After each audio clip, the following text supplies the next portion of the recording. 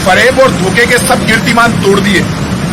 90 की घटना जो बताई जा रही है, कश्मीरी पंडित हमारे भाई हैं, हमारे देश की आन बान और शान है, उनके लिए हमारी जान हाजिर है। लेकिन मुझे ये तो बता दो, इतिहास में जो दर्ज हो गया वो तारीख कभी बदलती नहीं है।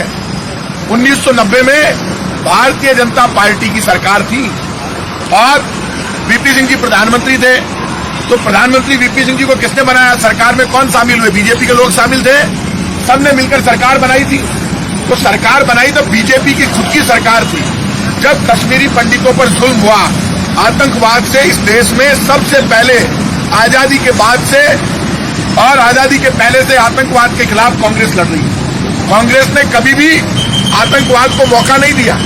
कश्मीर को लेकर जब युद्ध हुआ और जब कश्मीर के राजा हरि सिंह जी ने जब पाकिस्तान में हमला किया कबाइलियों ने, और कश्मीर को जब राजा ने कहा कश्मीर तो हमारा स्वतंत्र राष्ट्र है, जब कश्मीर जा रहा था तब प्रधानमंत्री नेहरू बने ही थे, देश आजाद हुआ ही था और पूरी सरकार भी नहीं बनी थी।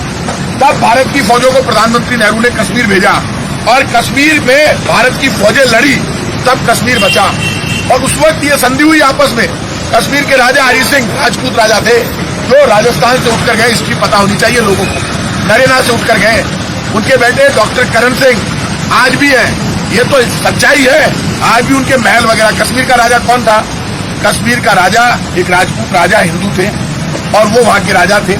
और उनके जो मुझे याद हो सकता है मैं गलत हूं, और उनके जो वो बोलते हैं मेन मंत्री महामंत्री जो थे वो शेख अब्दुल्ला थे। जब हमला हुआ तो फिर फौजें लड़ी भारत की और ये फैसला हुआ कि कश्मीर को स्वतंत्र राष्ट्र की बात राजा हरि सिंह नहीं करेंगे, भारत में शामिल करेंगे। तब भारत में शामिल होने से पहले राजा ने शर्त रखी कि कश्मीर को कुछ स्पेशल पावर दो नेहरू जी, तब हम शामिल करेंगे, क्यों देश आजाद हुआ ही था और कश्मीर कह रहा था हम तो अलग है। कौन कह रहे थे? राजा हरि सिंह कि ये तो मेरा राष्ट्र है, हम तो अलग रखेंगे। लेकिन फिर नेहरू जी ने समझाया भैया ये कश्मीर निकल जाएगा, पाकिस्तान हमला कर रहा है। आगे बढ़ गई थी फौजें, भारत की फौजें लड़ी और फिर ये फैसला, तब धारा 370 लगी। तब नेहरू जी ने कहा था धारा 370 घिस कर अपने आप समाप्त हो जाएगी। इस वक्त मुझे मेरा कश्मीर बचाना है, इसलिए कश्मीरियों को अलग से पावर दी और उस पावर में कश्मीरी पंडितों को भी पावर मिली। वहां मुसलमान हिंदू सिख ईसाई जो भी रहते हैं उनको विशेष अधिकार मिले। अब ये कह रहे 90 में इसमें कोई दो राय नहीं, कश्मीरी पंडितों पर जुल्म हुआ और वो वहां से छोड़कर आने लगे। तब सरकार भारतीय जनता पार्टी की थी। अब धारा 370 आप कह रहे हमने हटा दी, आपकी जिम्मेदारी है, आपको वापस वो हक सबको दिलाना चाहिए। आतंकवाद से लड़ना कांग्रेस बीजेपी सबकी जिम्मेदारी है। एक पिक्चर को लेकर झूठ परोसने से सच्चाई नहीं छुपती। 90 में सरकार आपकी थी, आपके समय पे ये सब जुल्म हो रहे थे, आप क्या कर रहे थे?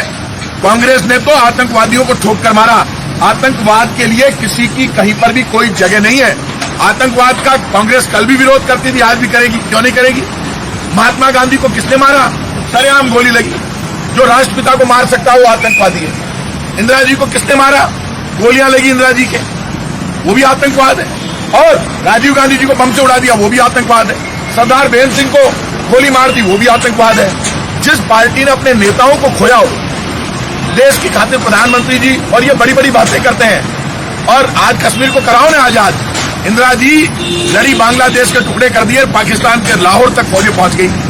आप एक पिक्चर को लेकर और उसको माहौल पिक्चराइज कर रहे हैं, शर्म नहीं आती? और उस पिक्चर में डायरेक्टर को पैसे कमाने हैं। उन्होंने क्या परोसा, मैंने अभी पिक्चर नहीं देखी। लेकिन इस देश में जो भी नागरिक है, चाहे वो कश्मीरी पंडित है, चाहे हिंदू मुसलमान सिख ईसाई पारसी जैन बौद्ध कोई हो, जहां पर जुल्म होगा, जहां पर आतंकवादी जुल्म करेंगे, वहां कांग्रेस पार्टी आतंकवादियों से देश की आजादी के बाद से पहले से लड़ रही है। आतंकवाद का सब विरोध करते हैं, लेकिन बीजेपी महंगाई बेरोजगारी से ध्यान हटाने के लिए इस तरह के मुद्दों को राजनीतिक तरीके से माहौल बनाती है। पिक्चर हॉल में बीजेपी के कार्यकर्ता घुस जाते हैं, वो नारे लगाते हैं, नारे लगाओ अब और नहीं पेट्रोल डीजल की मार। अब की बार मोदी सरकार कहां गया नारा?